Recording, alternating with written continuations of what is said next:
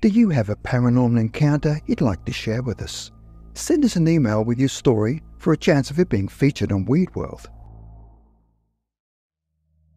The following are a series of communications from the spirit of Fransис Banks, a former nun and psychologist who passed away in the mid-20th century. Through a collection of telepathic exchanges with her friend Helen Greaves, spanning several months from December 1965 to April 66, Francis shares her experiences in the afterlife. These conversations, compiled in the book Testimony of Light, offer a comprehensive look of Francis' journey in the realms beyond the physical life. From her initial moments after transition to a growing understanding of the afterlife, we'll explore key insights and experiences Francis conveyed over this period, providing a fascinating glimpse into what may await us all in the beyond. Francis. I remember the moment clearly. 1 minute I was in my physical body, and the next I found myself in a completely new environment. It was as if I had awakened from a deep sleep. Francis describes her initial moments in the afterlife, emphasising the continuity of consciousness. I opened my eyes, or rather, I came back to consciousness, and there was Mother Florence, just as she used to be when I knew her years ago in our religious community. She took my hand and said, "So you have arrived safely." I must have been very tired because I drifted off again. Francis soon realised she was in a kind of rest home or hospital for souls transitioning from earthly life. When I became fully aware again, I found myself lying on a bed, gazing out at a tranquil and beautiful scene. The sunlight seemed to flow over everything. It was September 24th, 1965, and I had just begun my journey in this new world. As Francis adjusted to her new surroundings, she encountered familiar faces and made new acquaintances. I met Father Joseph, whom we used to call Dominic. He was just as I remembered him from our retreat days in the community. He didn't say much, but I felt such power and strength flow from him. Francis describes the process of reviewing her earthly life and coming to terms with her past actions and decisions. It's a sobering experience, seeing your life play out before you. You're the accused, the judge, and the jury all at once. But there's always help available for those who need it. The sisters here are wonderful at guiding souls through this process. As Francis continued her journey, she began to understand the structure of the afterlife and the various planes of existence. There are many levels here, each corresponding to a soul state of development. I'm currently in what you might call the astral plane, but there are higher realms of pure spirit that I hope to reach someday. Francis encountered many souls in various stages of their afterlife journey. One particularly touching story involved a young girl named Jeannie. Jeannie was about 12 years old when she passed over. She had been a promising young dancer until she contracted polio. When she arrived here, she was overjoyed to find she could walk and dance again. Francis recounts Jeannie's touching realisation of a new reality. Jeannie. Is this heaven? Francis. It's the beginning of heaven, Jeannie. You mean we're only starting? We're not there yet? Not in the heaven you mean, Jeannie, but we're on our way there. Francis also describes encounters with souls who had more difficult transitions, including a former German officer struggling with guilt and remorse. This poor man had been wandering in the lower realms for about 20 years. He was filled with remorse for his actions during the war. It's a stark reminder that our choices in life have consequences that follow us even after death. Throughout her communications, Francis emphasises the importance of love, forgiveness, and spiritual growth. Here we learn that judging others is futile. We're all on a journey of growth and understanding. Even those who committed terrible acts on earth have the opportunity for redemption and progress. Frances also shares her experiences with group souls and the interconnectedness of all beings. We belong to many groups: family groups, interest groups, work groups. These all form part of larger group souls. It's a beautiful, intricate system that shows how we're all connected. As Frances continued her afterlife journey, she began to experience higher states of consciousness. I'm learning to function more in what I call my body of light. It's a gradual process, but it allows me to commune with more advanced souls and access greater wisdom. Frances described a particularly profound experience of visiting a higher plane. I found myself in what seemed to be a great university of the spirit. There were beautiful Grecian-style buildings, gardens with fountains of light, and souls engaged in deep study and contemplation. It was like a dream come true for me, who had always longed for such a place of learning. However, Frances realised she wasn't yet ready to fully enter this realm. When I tried to enter one of the inner halls, I was blinded by an intense light. I realised then that I still had much to learn and grow before I could join these advanced souls. Throughout her communications, Frances stresses the continuity of life and the importance of spiritual development. Death is not the end. It's merely a transition to a new phase of existence. We continue to grow, learn and progress. The experiences we have on earth are invaluable for our spiritual development. Frances also shares insights about the nature of time and reality in the afterlife. Time as you know it doesn't exist here. We measure progress by states of consciousness rather than hours or days, and what we call reality is much more fluid and responsive to thought than in the physical world.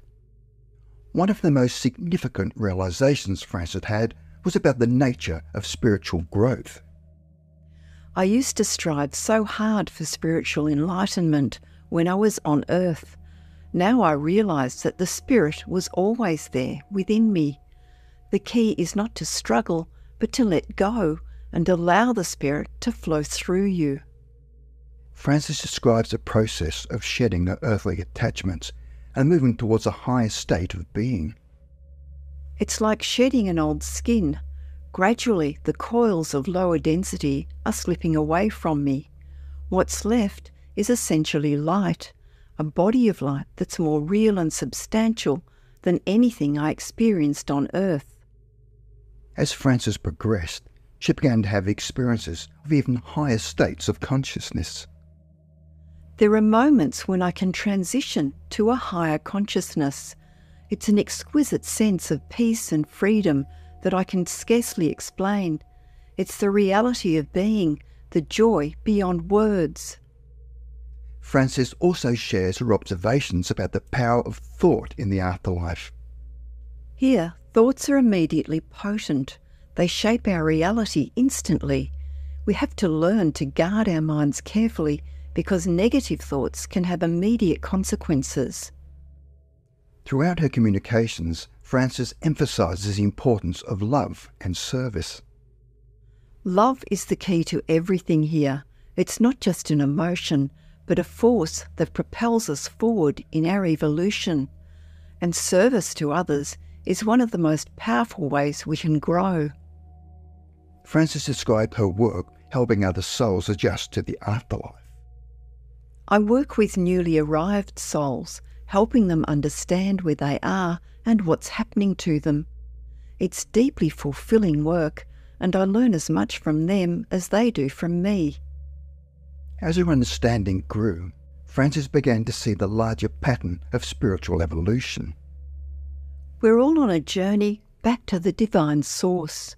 It's a long process, taking many lifetimes and experiences in different realms, but each step forward brings us closer to that ultimate union. Frances shares her insights about the purpose of earthly life. Life on earth is a school for the soul. The challenges and difficulties we face there are opportunities for growth.